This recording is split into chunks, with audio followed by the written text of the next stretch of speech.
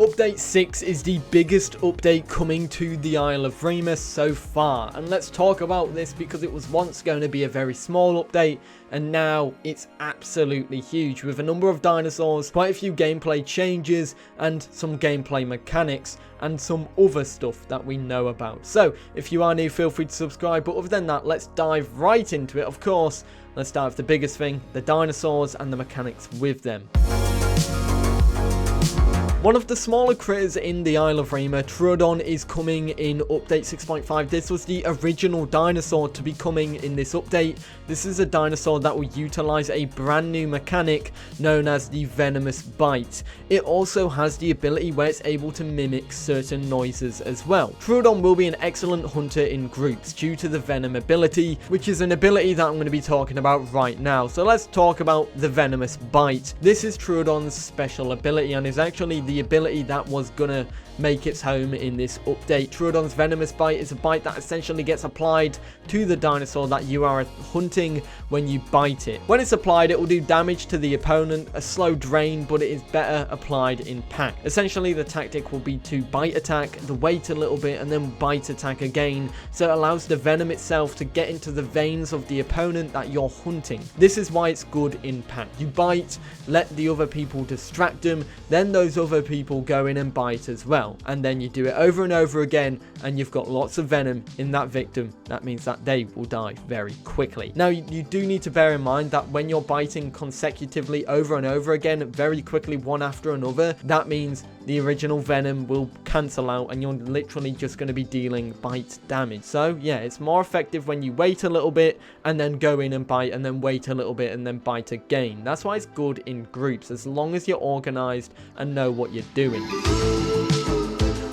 The next dinosaur coming in update 6.5 is the Ceratosaurus. This is a dinosaur that we all know and love. I believe this was in the Isle Legacy, but yeah, this was only announced to be coming in this update in March this year. Anyway, Ceratosaurus will be a tough bully in the game and will be capable of being able to eat a lot. The developers have literally called this the garbage disposal of the Isle of Evrima, but this aids in its ability. It's Bacterial Bite, which I'll talk about in a second. Essentially, Ceratosaurus will be able to eat from rotting corpses and eat bones from certain dinosaurs in the roster. The dinosaur will be slow for its size, but will be unique in the fact that its attacks will be quite fast, apart from its charged up bite, which will do a significant amount of damage when it is applied. With a stronger resistance to bleed and a temporary bleed reduction unless it's severely wounded, Ceratosaurus will be immune to also certain damage thresholds as long as it's eating. So while it's eating, if small dinosaurs are just pecking at it, it's not going to receive the damage,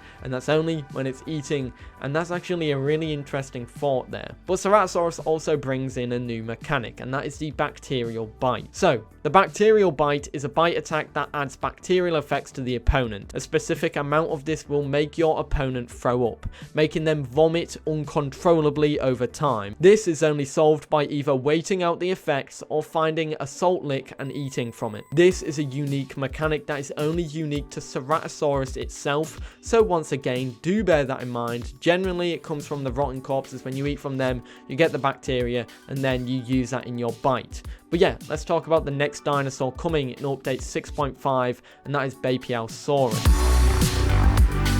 Beipiaosaurus is a small creature that, also being the first omnivore and first true semi-aquatic outside of Deinosuchus, because realistically that thing just likes to live in the water, this will make itself home on the land and in the water as well.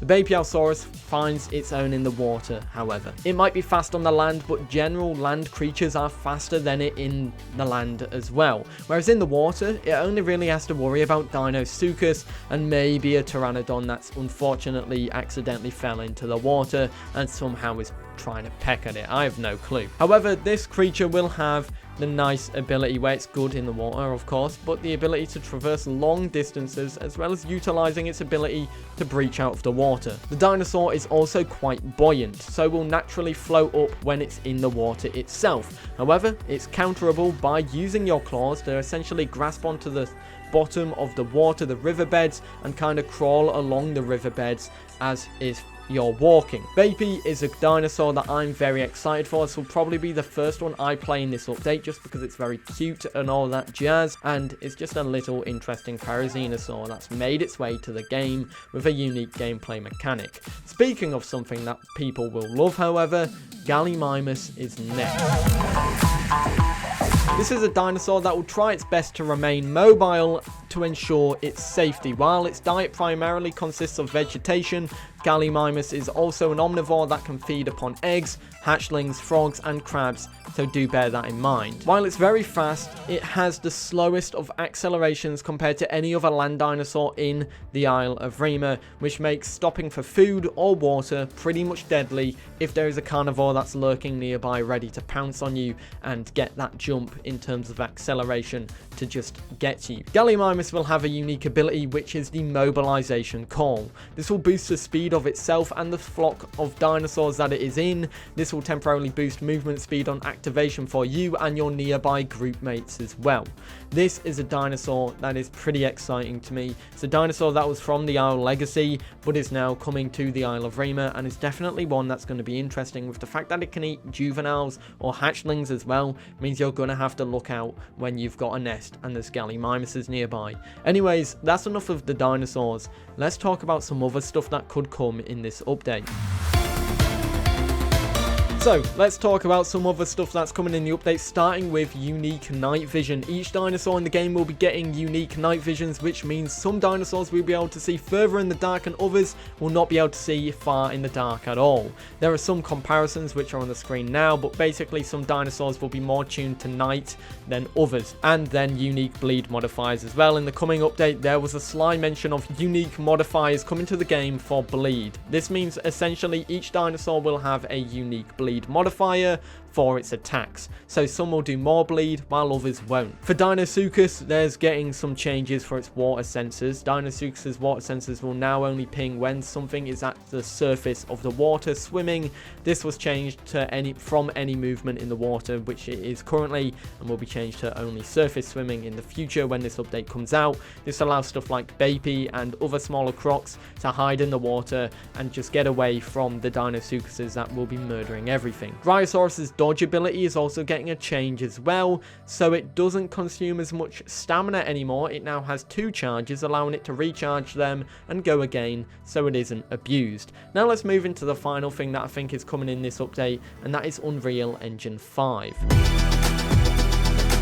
Do bear in mind, it's not properly confirmed just yet. Now, it might have been, and I might be really out of the loop here, but as far as I'm aware, it's not properly confirmed for this update yet. They're just working on it currently. So, more specifically, this would be the switch to Unreal Engine 5.1, is what they're upgrading to right now. This is the reason I suspect this update is taking longer than other updates, because, well, it takes a lot of time to upgrade from Unreal Engine 4 to Unreal Engine 5. That's a whole new engine upgrade. There'll be a lot of bugs and a lot of issues that need to be fixed and addressed while going and making this jump. You're basically rebuilding the game from that new update. So I do think this will be coming in this update because they need to get this out of the way straight away. And if you're wondering what Unreal Engine 5 is going to be bringing, it's bringing new lumen technology, which is more lighting stuff, and it makes for some beautiful scenarios.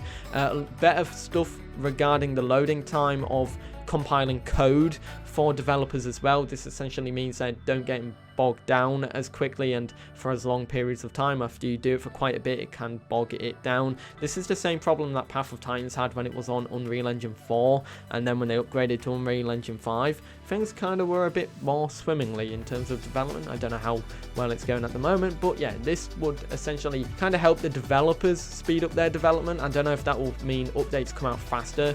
It just means things will be running more smoothly on the back-end development side of things. There's more coming in Unreal Engine 5. I'm not sure if all of them will make its way to the game, especially immediately. I don't think a lot of these upgrades will make it immediately to the game, but it's very nice to know that hopefully Unreal Engine 5 will be out in this update, and if it is, that essentially means that the stress and wait that we've had for this update, essentially holding back quite a bit, will be over now. But we don't know how long this is going to take and if it's actually going to be in this update as well. Let me know, do you think Unreal Engine 5 will be in update 6.5? I'd love to know what you think. There we have it. That's pretty much the core things you need to know so far about update 6.5 for the Isle of Evrima. This is a very exciting update to me. I'm very excited for it. It's one that I cannot wait to see in the game, and it's definitely something that's going to be a nice mix-up for the game. 4 new playables, considering we didn't get any last year. It's going to be very exciting to see them in the game and see how they act in the ecosystem of the Isle of Evrima. Let me know your thoughts about all of this in the comments down below. I'd love to know what you think. But yeah, I hope you guys enjoyed. If you are new, feel free to subscribe, and I'll see you all in the next one. Have a great day. Peace.